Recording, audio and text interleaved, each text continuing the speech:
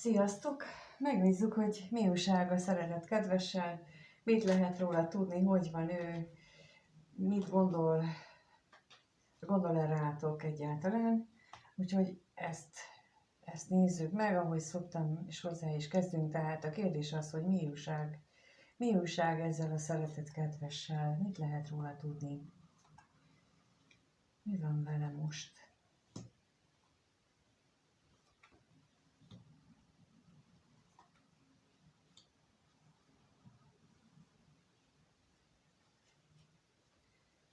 Úgy látszik, hogy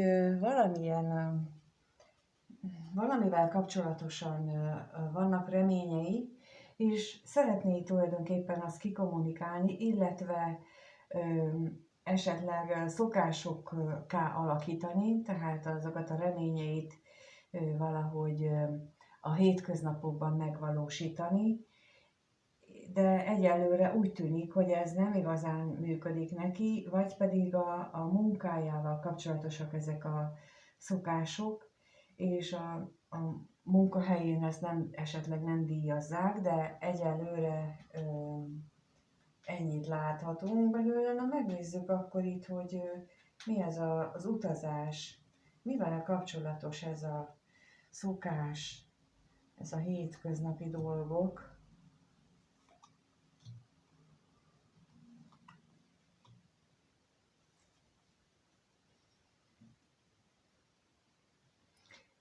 Lehetséges, hogy az új szokások, amiben ő reménykedik, hogy azt majd meg tudja az életében valósítani, az azzal van összefüggésben, hogy az ő amire vágyik, a vágyott dolgok azok nem olyan módon teljesülnek, ahogyan azt ő szeretné, vagy pontosan, hogy emiatt a vágyaitól kell távolságot tartania, és ennek megfelelő új szokásokat, új életritmust kialakítania, és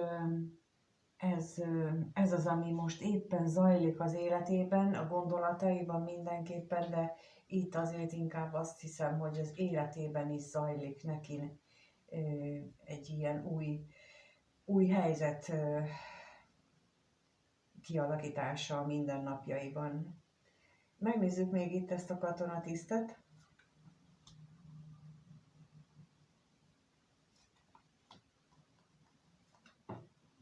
Vagy a katonatiszt itt mit jelent? Elképzelhető, hogy itt az ő otthonában, vagy a családjában vannak olyan szituációk újra és újra, ami hát ettől a vágyainak az eltávolodását okozzák, mert hogy itt olyan, mintha folyamatosan valami viták, veszekedések képződnének, alakulnának ki a családjában, a házban, ahol ő lakik, és én úgy érzem, hogy ennek köze van ahhoz, hogy ő lemond a vágyairól, hogy ő a vágyai ellentétesen, a vágyaival ellentétesen akar berendezkedni, vagy berendezni az életét. Megnézzük még itt ezt az üzenetet, hogy akkor ez mit jelent valójában, hogy mi az, amiről ő kivel beszélne, miről beszélne.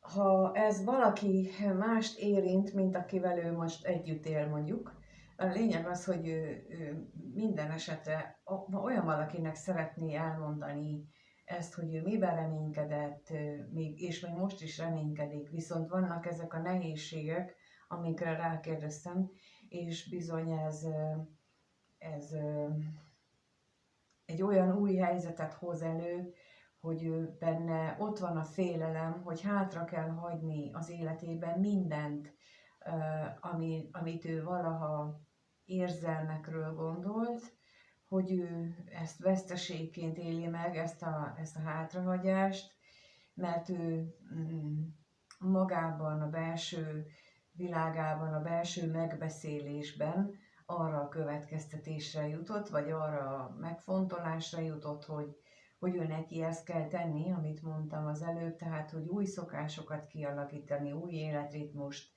de az nem a vágyainak megfelelő, hanem mondjuk olyan, amit a családja elvár tőle, vagy tehát ami a jelenlegi környezetének az igényet fejezi inkább ki, mint a sajátját, és ezért bizony áldozatot is hoz, amitől úgy nagyon fél, hogy hogyan fogja ez őt érinteni, illetve vagy pontosan a félelmei miatt van ez, hogy ő inkább azt választja, a biztosat. És ez is lehetséges, hogy és sokaknál van ilyen, hogy a benne lévő félelmek akadályozzák meg abban, hogy ő egy új utat nyisson, és egy új úton induljon el, és emiatt van az, hogy ő inkább a biztosat, az ismerőset választja, vagyis, ahogy szokták mondani, a komfortzónájából nem tud kilépni, egyenlőre képtelen erre, hogy a vágyait követve kilépjen a komfortzónájából. Megnézzük akkor azt, hogy milyen gondolatai vannak veled kapcsolatosan. Tehát ez a szeretet kedves, hogyan gondol a nézőre, gondol-e még rá, gondol-e vele kapcsolatban valamit, mit gondol, tehát ez a kérdés, hogyan gondol ez a szeretet kedves a nézőre, mit gondol róla, mit gondol ez a szeretet kedves a nézőről.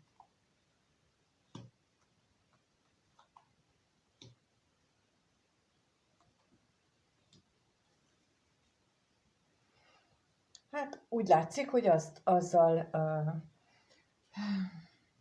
azt gondolja, hogy itt hiányzik a veled kapcsolatos szenvedélyes megélés, hiányzik a lelki feltöltődés, ami neki nagyon fontos lenne, nagyon értékesnek tartja, de itt valahogy meg kellene újulni, és emiatt ez a megújulás az, amit az előbb is láttunk szerintem, hogy ő más utat választ megújulásra, de megnézzük akkor itt azt, hogy mit jelent ez a kevés pénz.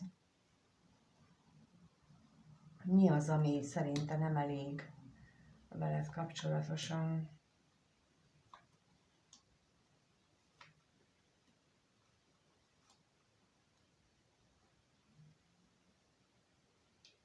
Valamit ő,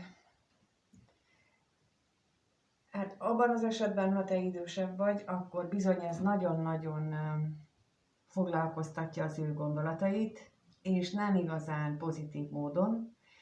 Nagyon zavarja, és már egy jó ideje zavarja ezt, és ez újra és újra felbukkan benne, és hiába van itt ez a testi vágy, ettől függetlenül azért ott van benne ez a gondolat újra és újra a korral kapcsolatosan. Ha nem te vagy az idősebb személy, nem téged jelöl, hanem valaki mást, akkor pedig annak a hatása, annak a befolyása az, ami jó ideje már ő benne ilyen belső krízist okoz, és akkor ez a belső krízisnek az eredménye az, hogy ő ilyen kiüresedetnek éli meg az életét, a helyzetét. Megnézzük még itt ezt a szerencsétlenséget, hogy mi ez.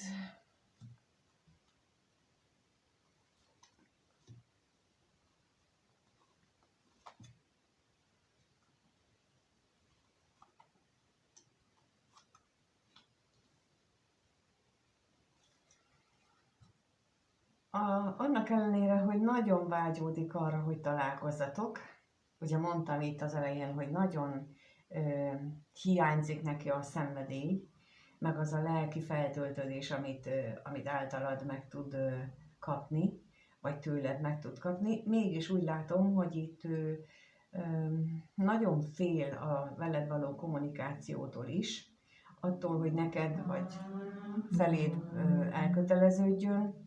Ez így nagyon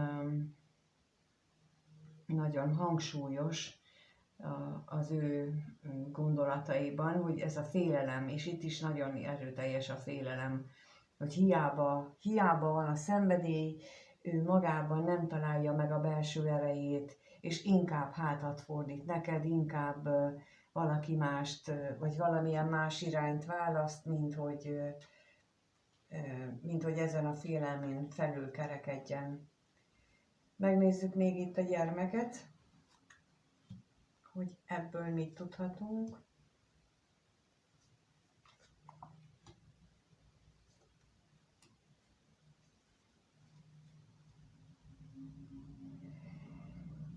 Itt lehetséges az, hogy egyfajta, tehát vagy a veled való elkötelezett kapcsolat az, aminek ő hátat fordít, amivel úgy nem akar foglalkozni, amiben távolságot tart, vagy ha ő egy hármas kapcsolatban vagytok, és ő neki van egy meglévő kapcsolata, akkor abban a kapcsolatban van ilyen nagyon nagy távolságtartás, és az új irány szerint az lenne, hogy annak fordítson így hátat. Itt mégis azt gondolom, hogy itt ő nem fog olyan jelentőset lépni, mint ahogy mondjuk esetleg te számítanál rá. Megnézzük akkor most azt, hogy milyen érzései vannak ennek a szeretett kedvesnek veled. Tehát a kérdés az, hogy a nézővel kapcsolatosan milyen érzései vannak ennek a szeretett személynek. Mit érez a néző iránt, ez a szeretett személy? Mit érez iránta?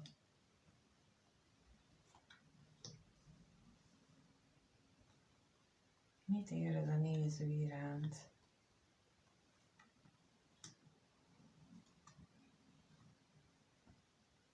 No, hát itt ez alapján én azt mondanám, hogy külső körülményeket, illetve olyan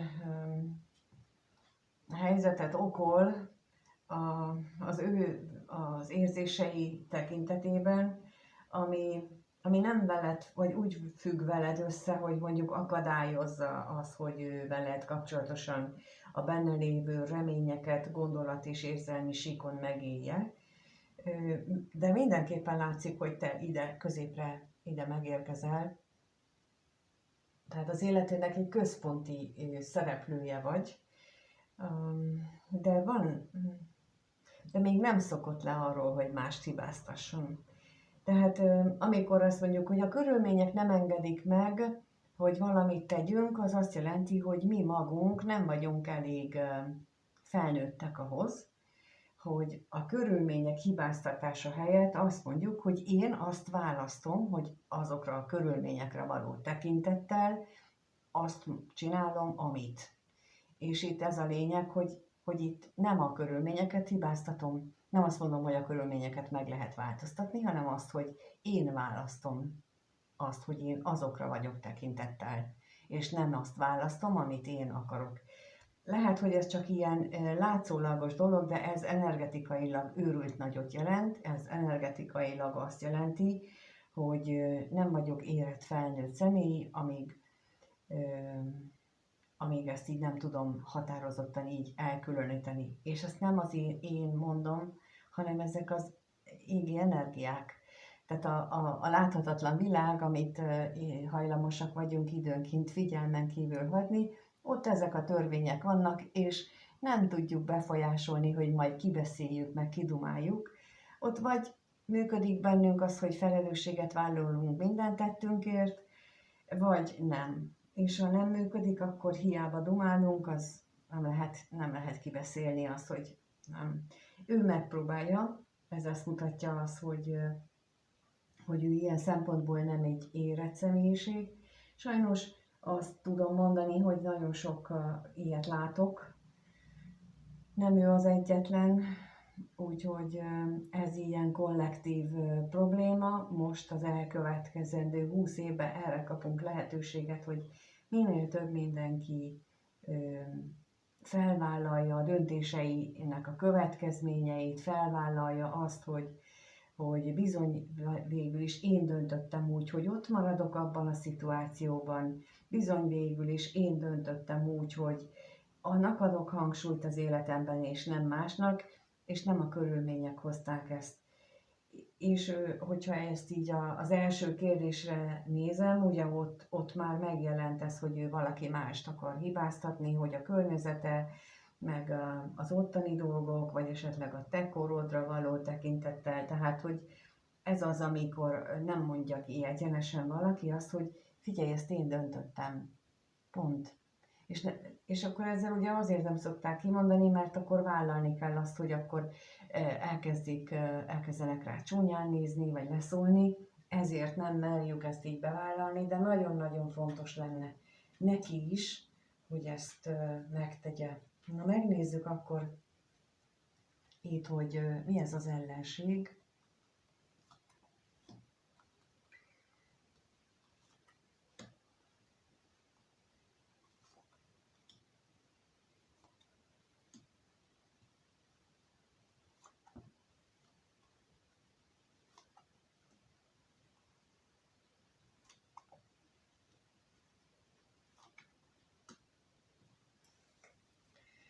Beteggé teszi az a tudat, hogy az a kapcsolat, amelyikben ő él, és akkor itt egy 3-as kapcsolatról beszélek, arról a verzióról, hogy az a kapcsolat, amelyikben ő él, az nagy sebességgel halad a válás, a külön válás felé, ahol egyelőre még érzelmek hazudása folyik, azért, mert hogy, mint ahogy az előbb is elmondtam, nem vállalják fel annak a következményeit, hogy kijelentsék azt, hogy én nekem ez a bajom, és én ezen szeretnék változtatni, egyik vagy másik fél, vagy mindkettő úgy gondolja, hogy ő neki abban a kapcsolatban ott van a helye, és akkor emiatt mindenfélét magyaráznak maguknak, miközben itt látszik, hogy elnyomják azt, hogy szenvednek ettől a helyzettől,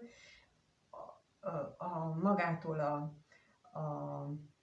házasságnak vagy a párkapcsolatnak a nehézségétől, és attól is szenvednek, hogy azból ki kell hátrálni. Ez egy tipikusan olyan helyzet, ahol az mérettetik meg, hogy mennyire vagyok felelős, vagy felnőtt, és mennyire tudok felelősséget vállalni a tetteimért, a döntéseimért. Hát ő egyelőre, mint az előbb is mondtam, nem úgy látszik. Megnézzük még ezt a gondolatot, hogy egyébként milyen gondolatok járnak a fejében.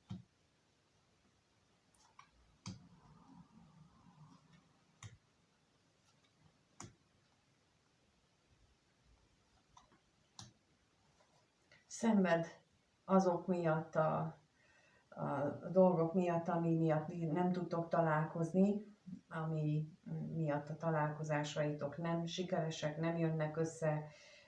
Attól is fél egyébként, hogy lesz-e egyáltalán köztetek találkozás, hogy lesz-e olyan találkozás, mint amilyen régen volt, és tulajdonképpen reméli, hogy lesz, de ezek az új élet, ahogy a nő, mint a legelső kérdésnél is elmondtam, amit ő eldöntött, hogy ő most egy újfajta életvitelre vált, az nem biztos, hogy lehetővé teszi ennek a kettőtök találkozását, és akkor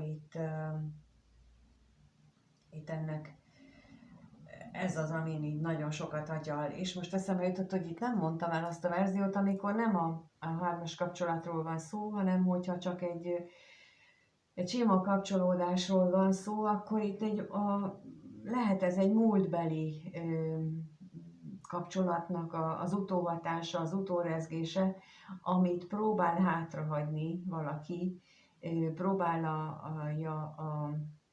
a különválást, azt magában feldolgozni, de itt érzelmileg úgy tűnik, hogy elég nagy nehézségek vannak, és eléggé belehazudja magának, hogy nincsen Na ez az, amikor a szőnyeg alá söpörjük, hogy jaj, én már túl vagyok azon a kapcsolaton, viszont ha például ilyen videót néz valaki, exeset, meg ilyeneket, akkor nincs túl, hanem bizony akkor neki még ott lenne dolga feloldással, és ez is a felnőtté válással függ össze, ezért is mondom el ilyen sokszor, hogy ez nagyon-nagyon fontos, mert minden attól függ, hogy tovább tudunk-e lépni, hogy be tudjuk-e ismerni magunknak azokat, hogy mi mit hibáztunk, hogy itt bizony mi is ludasok voltunk, hogy úgy alakult, mit kellett volna másképp csinálni.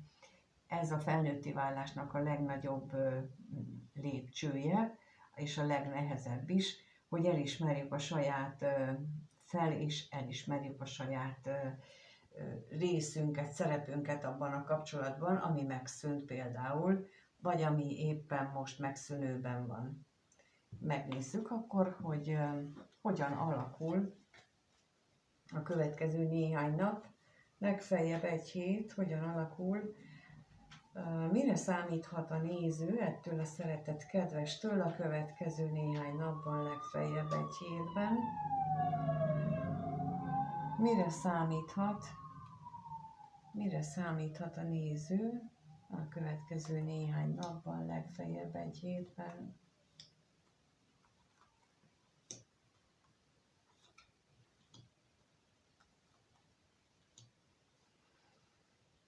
Nagyon nagy változás várható a kommunikáció terén, tehát hogyha eddig mondjuk nem beszéltetek, akkor beszélni fogtok, ha beszéltetek, akkor csönd lesz.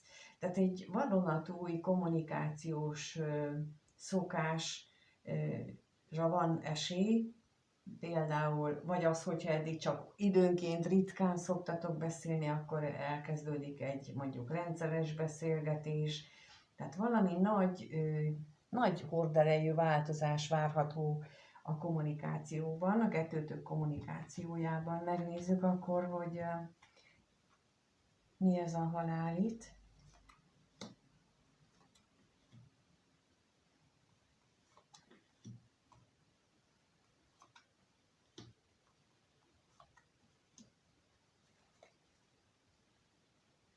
Az látható, hogy itt ő tartósan reménykedik abban, hogy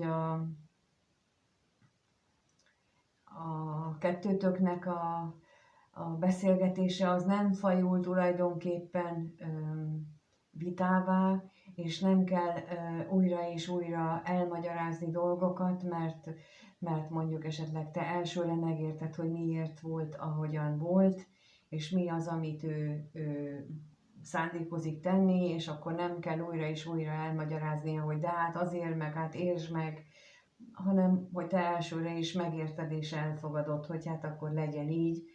És tulajdonképpen amikor ezt mondod, hogy akkor legyen így, akkor ezt belefoglaltatik az is, hogy akkor elfogadod a teremtő akaratát, hogy úgy látszik, hogy most még nem jött el a ti időtök. Vagy most jött el a ti időtök, ugye attól függően, hogy ő mit mond. Megnézzük még a gondolatot. Milyen gondolatai vannak?